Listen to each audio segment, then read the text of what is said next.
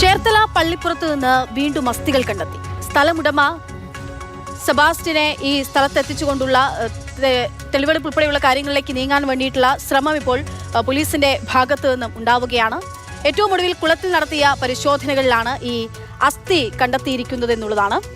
Shinoj S T വിവരങ്ങളുമായിട്ടുണ്ട്. ഷിനോജ്, ഇപ്പോൾ കൂടുതൽ അസ്ഥികൾ കണ്ടെത്തുന്നു അല്ലെങ്കിൽ കൂടുതൽ ഞെട്ടിപ്പിക്കുന്ന തരത്തിലുള്ള വിവരങ്ങൾ വരുന്നു എന്നുള്ളതാണ്. പോലീസിന് മുൻപിലേക്ക് ഒരുപക്ഷെ ഇതുവരെ എത്തിയിട്ടുള്ള കേസുകളിൽ തന്നെ അത്രമേൽ ഞെട്ടിപ്പിക്കുന്നു, അത്രമേൽ തികഞ്ഞ് ഉള്ളിലേക്ക് പോകേണ്ടി വരുന്നതായിട്ടുള്ള ഒരു കേസിന്റെ വിവരങ്ങളാണ് പുറത്തു വരുന്നത്. ഈ അസ്ഥികളൊക്കെ ആരുടെ എന്ന് ഉൾപ്പെടെ അറിയേണ്ടതുണ്ട്. ഇപ്പോൾ എന്തൊക്കെ തെളിവുകളാണ്, ഇത് എങ്ങോട്ടേക്കാണ് പോലീസിനെ നയിക്കുന്നത്?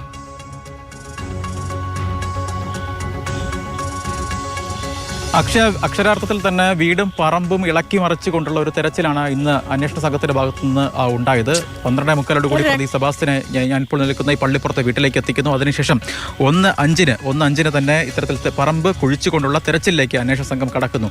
ആദ്യഘട്ടത്തിൽ തെരച്ചിൽ നടത്തിയത്, അതായത് കഴിഞ്ഞ ദിവസങ്ങളിൽ അസ്ഥിഭാഗം കിട്ടിയ സ്ഥലത്ത് നിന്ന് ഒരു 40 മീറ്റർ മാറിയുള്ള സ്ഥലത്താണ് ആദ്യഘട്ടത്തിൽ കുഴിച്ചത്. അവിടെ നിന്ന് തന്നെ പല അസ്ഥിഭാഗങ്ങളും ആറോളം ഭാഗങ്ങൾ, അസ്ഥിയുടെ 6ഓളം ഭാഗങ്ങൾ കണ്ടെത്താൻ അന്വേഷണ സംഘത്തിന് കഴിഞ്ഞു. അതിനുശേഷം ഇതിന് സമീപത്തൊരു കുളമുണ്ട്. ഇപ്പോൾ ദൃശ്യങ്ങളിൽ കാണുന്ന കുളമല്ല, അതിന് സമീപത്ത് മറ്റൊരു കുളമുണ്ട്. ആ കുളം പൂർണ്ണമായും വറ്റിച്ചുകൊണ്ട് അവിടെ തെരച്ചിൽ നടത്തുന്നു. ആ കുളം വറ്റിച്ച് അവിടെ നിന്ന് ചെളി ഉൾപ്പെടെയുള്ള കാര്യങ്ങൾ ഈ മണ്ണുമാന്തി യന്ത്രം ഉപയോഗിച്ച് തന്നെ മാറ്റുന്നു. ആ സമയത്ത് പരിശോധനയിലാണ് 2 സാരി, ഒപ്പം ഒരു ഹാൻഡ് ബാഗ്, ലേഡീസ് ഉപയോഗിക്കുന്ന ഒരു ബാഗ്, ഒപ്പം ഒരു കൊന്ത, ഇത്രയും വസ്തുക്കൾ അവിടെ നിന്ന് കണ്ടെത്തുന്നു. അങ്ങനെ ആദ്യഘട്ടത്തിൽ അവിടെ തെരച്ചിൽ നടത്തുന്നു. ഒപ്പം അതിന് സമാന്തരമായി തന്നെ വീടിനുള്ളിലെ ഈ തറ പരിശോധിക്കാൻ, അതായത് വീടിനുള്ളിൽ ബാക്കിയെല്ലാ മുറികളിലും ടൈൽസ് ആണ് പാകിയിരിക്കുന്നത്. പക്ഷേ ഒരു മുറിയിൽ മാത്രം കഴിഞ്ഞ ഇടയിൽ വർഷങ്ങൾക്ക് മുമ്പ്, അതായത് ചുരുങ്ങിയ കാലത്തിനിടയിൽ ഗ്രാനൈറ്റ് ആണ് പാകിയിരിക്കുന്നത്. അപ്പോൾ അവിടെ എന്തെങ്കിലും മറവ് ചെയ്തിട്ടുണ്ടോ തുടങ്ങിയ സംശയങ്ങൾ മാറ്റുന്നതിന് വേണ്ടി ആ തറ ഉൾപ്പെടെ പൂർണ്ണമായും പൊളിച്ചുകൊണ്ടുള്ള പരിശോധന ആ ഘട്ടത്തിൽ അവിടെ നടത്തുന്നു. ഒപ്പം ഈ ഓട് പാകിയ വീടാണ്, ഓട് മാറ്റിക്കൊണ്ട്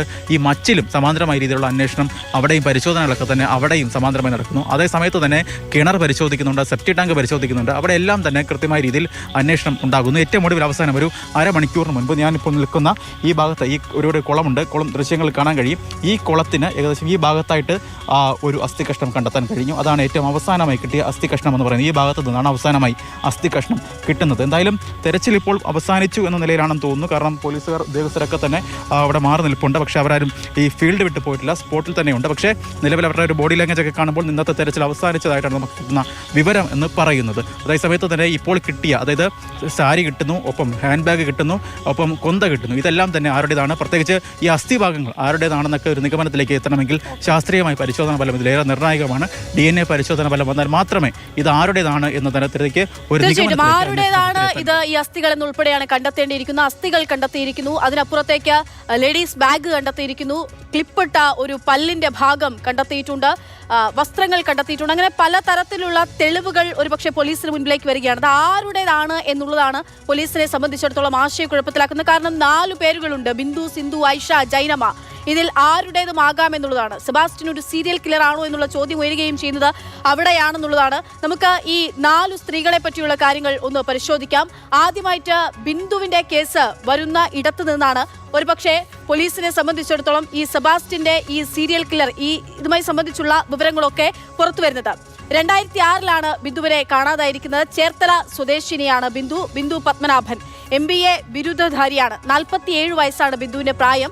ഓർക്കേണ്ടത്, ഇത്തരത്തിൽ സെബാസ്റ്റ്യന്റെ ഇരകൾ എന്ന് സംശയിക്കപ്പെടുന്ന സ്ത്രീകളൊക്കെയും 40-45 വയസ്സ് കഴിഞ്ഞിട്ടുള്ള ആളുകളാണ്. ഇവർക്ക് കുടുംബവുമായി യാതൊരു തരത്തിലുള്ള ബന്ധവുമില്ലായിരുന്നു. പക്ഷേ അതിനപ്പുറത്തേക്ക് കോടികളുടെ സ്വത്തുണ്ടായിരുന്നു ബിന്ദുവിന് എന്നുള്ളതാണ്.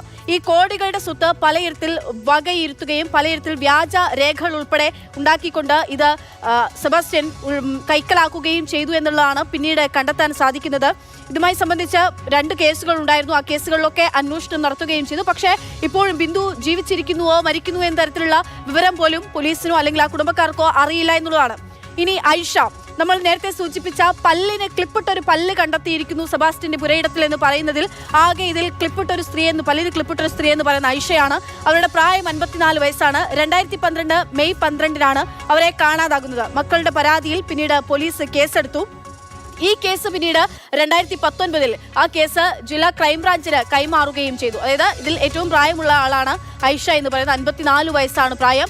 ആ കേസും പക്ഷേ എവിടേക്കും എത്തിയിട്ടില്ല എന്നുള്ളതാണ്. ഈ ക്ലിപ്പിട്ട പല്ല് കണ്ടെത്തുന്നതിലൂടെയാണ് ഇവിടെ ഒരു കണക്ഷൻ അല്ലെങ്കിൽ ഇവിടെ ഒരു തെളിവ് പോലീസിനെ സംബന്ധിച്ചിടത്തോളം സെബാസ്റ്റ്യനുമായി ചേർത്ത് വായിക്കാനുണ്ടാവുന്നത്. ഇനി അടുത്ത സ്ത്രീ എന്ന് പറയുന്നത് സിന്ധു ആണ്. സിന്ധുവിനെ കാണാതായിരിക്കുന്നത് 2020 ഒക്ടോബറിലാണ്. ഒരു പക്ഷേ ഈ കേസുകളിലൊന്നും നേരിട്ട് ഡയറക്റ്റ് ആയിട്ട് സെബാസ്റ്റ്യനായിട്ടോ മറ്റു തിരോധാന കേസുകളുമായി ബന്ധമില്ലാത്ത സിന്ധുവിന്റെ തിരോധാനത്തിലാണ് മകളുടെ വിവാഹ നിശ്ചയം ഉണ്ടാകുന്നതിന് തൊട്ടു മുൻപ് 2020 ഒക്ടോബർ മാസത്തിലാണ് സിന്ധുവിനെ കാണാതാകുന്നത്. ആർത്തുങ്കൽ പോലീസാണ് ഈ കേസ് അന്വേഷിച്ചത് എന്നുള്ളതാണ്. പക്ഷേ ആ കേസിലും ഒരു റിസൾട്ടും ഉണ്ടായില്ല എന്നുള്ളതാണ്. 43 വയസ്സ് പ്രായം. ഈ കൂട്ടരിൽ ഏറ്റവും ചെറുപ്പക്കാരി എന്ന് പറയാനാവുന്നത് സിന്ധുവിനെയാണ്. 43 വയസ്സാണ് പ്രായം. അതിൽ നേരിട്ടൊരു കണക്ഷൻ ഇല്ല. പക്ഷേ പോലീസ് സാഹചര്യ തെളിവുകളുടെ അടിസ്ഥാനത്തിലാണ് ഈ കേസുമായി അതിനെ ചേർത്ത് വായിക്കുന്നത്. പക്ഷേ ഇന്നിപ്പോൾ കൊണ്ടെത്തിച്ചിട്ടുള്ള ഈ പേരുകളുടെയും ഈ വിവരങ്ങളുടെയും ഒക്കെ പുറകെ നമ്മൾ പോകുന്നത് ജൈനമ്മയുടെ തിരോധാനവുമായി ബന്ധപ്പെട്ടുകൊണ്ടാണ്. 56 വയസ്സാണ് ജൈനമ്മയുടെ പ്രായം. ഏറ്റുമാനൂർ സ്വദേശിനിയാണ്. അവരെ കാണാതാകുന്നത് 2024 ഡിസംബറിലാണ്.